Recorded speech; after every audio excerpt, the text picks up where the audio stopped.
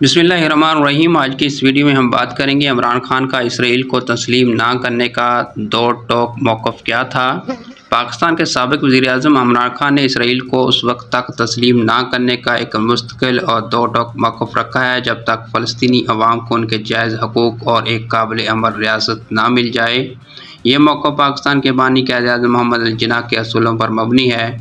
इमरान खान के दौर हुकूमत में ख़ास तौर पर 2020 में अरब ममालिक और इसराइल के दरमियान होने वाले इब्राहिम अकॉर्ड के बाद पाकिस्तान पर इसराइल को तस्लीम करने के लिए शदीद बैनुल-अक़वामी दबाव था। इमरान खान ने खुद इस दबाव का इंकशाफ किया था, जिसका जिक्र उन्होंने दोस्त और भाई ममालिक की तरफ से आने वाले दबाव के तौर पर किया था। उन्होंने इस दबाव को मुस्तरद करते हुए वाज़ा किया था कि पाकिस्तान अपनी बुनियादी पॉलिसियों से पीछे नहीं हटेगा। पाकिस्तान की पॉलिसी फ़लस्तीनी मसले के एक मुनसफ़ाना और तसल्ली बख्श हल से जुड़ी हुई है। जब तक फ़लस्तीनियों को उनका हक़ नहीं मिलता, इसराइल को तस्लीम नहीं किया जा सकता।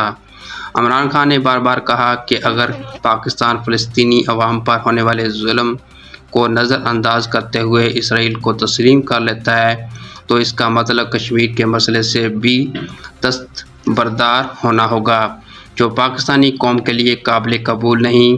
हालिया वाक़यात में भी जब उन्हें गलत तरीके से इसराइल के साथ ताल्लुकात की हमायत करने वाला दिखाया गया तो उन्होंने अपने मौक़िफ़ को दोहराते हुए वज़ाहत की कि वो फ़लस्तीनी मसले पर अपनी पहले की ही पोजीशन पर कायम हैं और इसराइल से किसी भी तरह की बातचीत सिर्फ जंग बंदी और दो रियासती हल की बुनियाद पर ही मुमकिन है।